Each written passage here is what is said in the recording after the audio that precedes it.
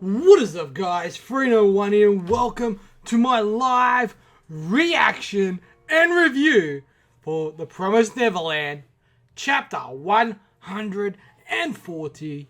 I'm here. Alright, guys, so in the last two chapters, we have basically been following Don and Gilda as they've been with Aishi and Hayato in trying to find Sonju and Musica. We got the reveal from 2 weeks that Aishi actually speaks English and that she's kind of caught Don and Gilda out. But then we found out last week basically, that she actually hates Hayato, Norman, Vincent. She hates all the main guys, Norman, Vincent and all those guys, because they killed her father. She wasn't there, the demon that had her wasn't keeping her as a prisoner. She was more of a daughter. So as we also find out that she hadn't been told anything about, look, have you been told when we find the killer to kill her? And she goes, I've been given no such order. But we then see Hayato off with one of the other guys. Don't quite remember his name, the long haired dude, with a lot of atoms basically. Excuse me. Basically saying, as soon as we find them, we kill them. We should be finding them soon. So the order has gone out, just not to Aishi, because I believe Norman knows more than what he's let on. So as we always know with Norman, he has many loopholes and plans A, B, C, D, all the way down. He knows what he's doing. He hasn't gotten this far if he didn't know what he was doing. But anyway, guys, let's get straight into chapter 140. I'm here. The other thing I want to ask you guys, let me know in the comments section below. As we know, Shogeki no Soma finished 2 weeks ago. I'm thinking about what to bring in to replace it. Should I bring in, say, like a Baki or a Toriko and just do maybe like bulk chapters, say like 2 or 3 chapters per video, and just go through until I read the entire series? Or should I pick up another series? Let me know in that comment section below your suggestions on what you would like to see. But without any further ado, guys, let's get straight into this week's video, into this week's chapter. A Happy Family Portrait. Chapter 140, I'm here. Alright, so I believe this is probably Musica and all that kind of stuff. But anyway, let's just keep on going. Oh no, this is Bion. Bion's territory. All on one path towards the capital. Alright, so people are all heading in. Wife of current Lord Bion. Okay, so the current wife. Where are you going? To the royal capital. I'm off to see your father. So we've got Ivek's territory. Everyone's gathering. Nomu's territory. Pupo's territory. There's a very special festival going on. Doza's territory. So we've got literally all the leaders of the demons, all the noble families are all heading to the royal capital. As we know, Norman and his army are heading to the royal capital as well. Alright, let's keep going. The royal capital. November 11th. 3 days until the Tifari. So the Tifari is this big thing that we've heard about for a long time. Big giant festival. Okay. No delays on the preparations for the Tifari. We've also been receiving the offerings from various places, one after another. We've got reports that each of the 5 noble families have also departed. This here says that everything with meal is going favorably and is looking to arrive tomorrow. As we know, Emma and Ray are looking for whatever the name is. So it's going to be very interesting to see what happens, because we don't know what's going on with them. Good work. Lord Doza. It's useless to search for him, Lord Pupo. I'm sure that fellow pushed all the hard work onto us and went off to play around somewhere. Okay. Good grief. Doza's vulgar high-handedness really makes me sick. It's because Her Majesty and Duke Ivek are so soft. A guy gets to act like he's higher than he really is. Okay. So Lord Poopo is not exactly super high up, but he's part of a noble family. We need to have patience. Politifari, Lord Nomu. If he returned to his own territory, then that's just goodbye for him. Okay. But, if I'm being honest, I think the same as well. I do believe that Lord Jiran was better than him. Okay. Lord Bion, even if he thinks so, to actually say it out loud. So it was like, oh shit, you can't say shit like that. Okay. I can remember from my childhood. They were beautiful and unselfish. They actually thought of people's well-beings back then. To have all that intelligence only to fall to the wild. Why? Why did it have to end up like that? So they're talking about someone from the past. Alright, so it looks like I believe this is more than likely Norman. Oh wait, no. These are that's the other army demon. The other army, the demons of army that are coming to help Norman. Okay. Ooh, yes, this is what we want. We're back to Emma and Ray. This is what we've been wanting. What is this? A 4-dimensional hypercube. Inside is a 360 degrees spherical black hole. Could this really be a black hole? But it's so small. It could also be a wormhole. But in any case, it's a hole. That means it has to connect to something else. But I'm somehow getting a really bad feeling. He's starting to mumble a lot of stuff. I'm not going to read that, but if you want to read that, go ahead. I'll probably read that in my own time. But it'll be okay. Is definitely past here. I guess so. That's it. That messy way of thinking won't do us any good. And the doubt and fear too. Press on and believe. Let's go. Yeah. Wait for us. Norman. Everyone. Soon we'll... So they're touching the black hole. Huh? So they've gone through, they've landed some. Huh? Where am I? Where's Emma? Ray. So we got click. Anna? Nat? Lonnie? This is hideout? Are you real? Huh? Wait, what time is it? What's the date? What happened to Emma? So he's freaking out. So it looks like he's returned back to the hideout. Ooh, so Emma's gone in somewhere else. Huh? I made it. I finally made it. This is it. The day and night. Alright, so Emma made it in, but Ray didn't. Okay, interesting. That's interesting. So we've got something coming now. We've got, looks like a demon.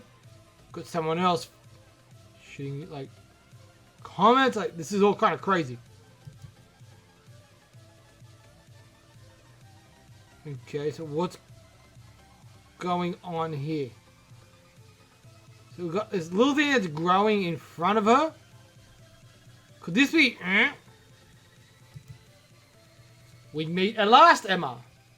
I made sure to come from the entrance this time. Yeah. Oh, so this is the big being, the lord of everything, the one who's above everyone in the demons. Okay, all right.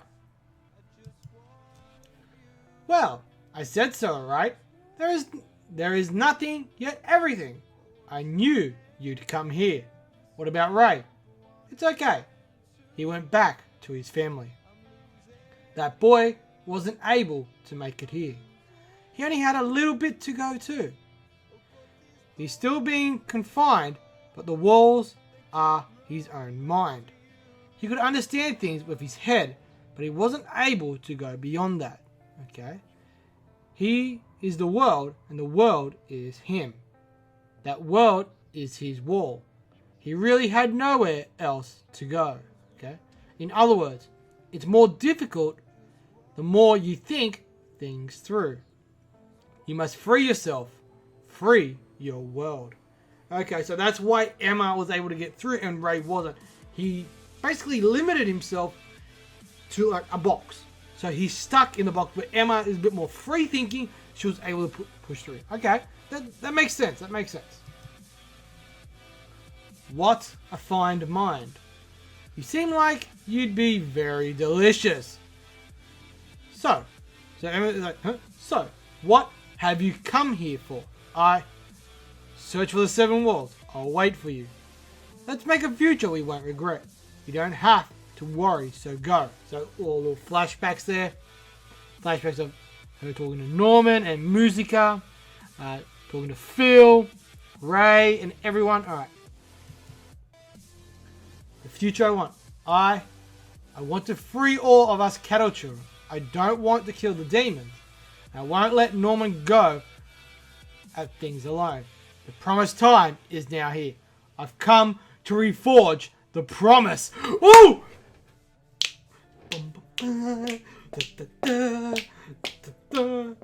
Oh man, this is crazy, guys. This is crazy. I'm just gonna grab my drink here. Oh my god. And look, there's this massive dragon right next to him. Man, this is crazy. Crazy. Right. Let's see if there's any more. Alright, no. There's nothing more. That's the end of the chapter, guys. Alright, just hang on a second, guys, and we're going to jump straight into the review. Alright, guys, so chapter 140 of The Promised Neverland. I'm here. We finally get to see the big bad boss, the head honcho of all the demons. We don't know the name yet, so hopefully they can give us a name in English or Chinese, Japanese, whatever, next week, so we actually have a name that we can say. So what goes down? We basically see everything starting to move.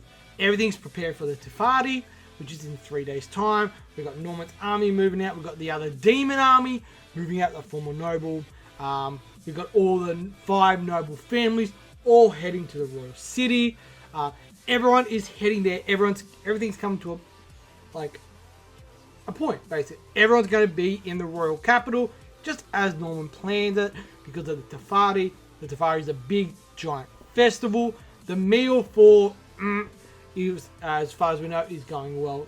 Is going really good, and there's a lot of things still coming, right? So, the biggest thing that we saw is we ended up going.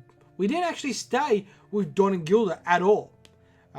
We ended up going about halfway through the chapter. We basically got to see, all the nobles, and we got to see that some of the noble families don't like Lord Pupo, and basically saying that Lord Pupo is only there because Lord Ivan and the Queen are soft on him, and that he's basically not as high as he should be. And he's allowed to do this because of people above him. So there's a little bit of disgruntledness there, and that they preferred the old Lord, which I think was the original one, the one who's come to start the revolt and everything like that. So that's going to be very interesting to see how that plays out when they realize, wait, this guy's here. He's actually trying to kill us now. But then we end up going back to Emma and Ray, and going back, picking up where we left off with them. So basically what goes down is this.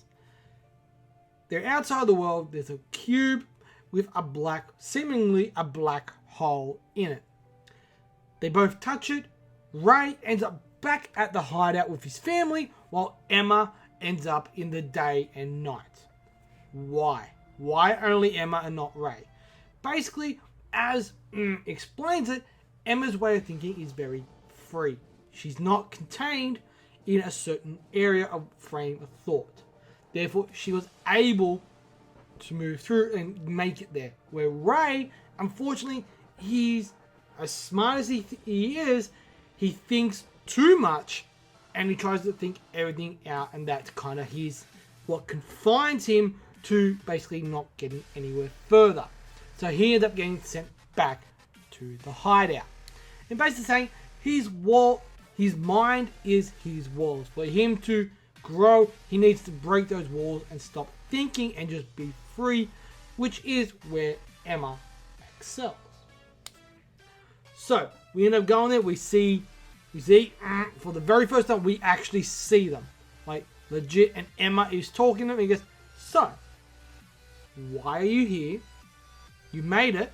Well done. And you have a really good, great thing. I'm sure you'd be very, very delicious. So why are you here?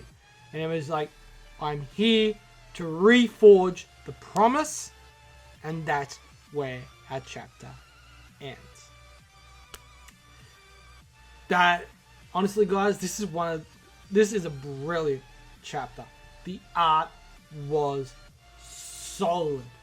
Absolutely solid. Absolutely solid chapter. We got good progression in regards to everything else. We see that everything is moving as, according to plan.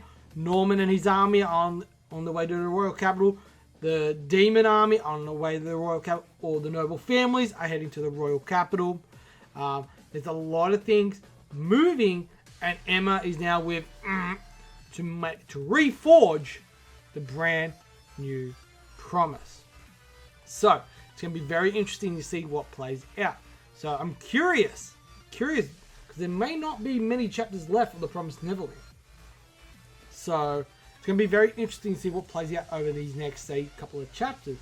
Are we going to see the promise? I still think we got to see the war and the big fight and everything. I would like to see something along those lines.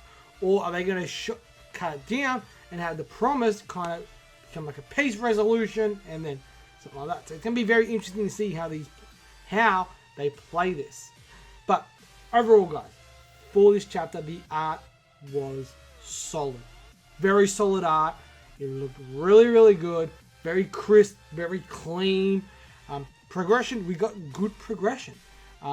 In basically showing us what's actually going on in the outside world, as well what was going on inside the other world. So it's very interesting to see how this is all playing out. The question now is, how is Emma going to get out? So I'm very curious about how this is going to play out, what's going to go down over the next 1 to 2 chapters. Are we going to get the start of a battle, or are we just going to get the new promise reforged and then boom, straight to nothing? And that's where the series ends. I'm very curious about how this is all going to play out. But anyway, guys, overall for this chapter, I'm going to give it 4 stars. Brilliant chapter. Absolutely loved it. Nice. Not super hype, but it's setting up for some pretty hype shit. So I'm very interested to see what's going to happen in the next few chapters. But anyway, guys, that is all for me. I hope you guys have enjoyed my live reaction and review. If you have, smash that thumbs up. It's completely and totally appreciated. Of course, smack that subscribe button. It's completely and totally free. And we like that free shit. Also, help me get to that 100 subscriber mark. Ding that bell. It will dong every time I upload. And as always, guys, I'm Free01. You guys are awesome. And I'll see you guys next time with another live reaction and review. Peace.